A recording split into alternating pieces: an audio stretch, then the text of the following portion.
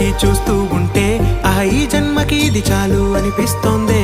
నువ్వు నా కంట పడకుండా నా వెంట పడకుండా ఇన్నాళ్ళెక్కడ ఉన్నావే.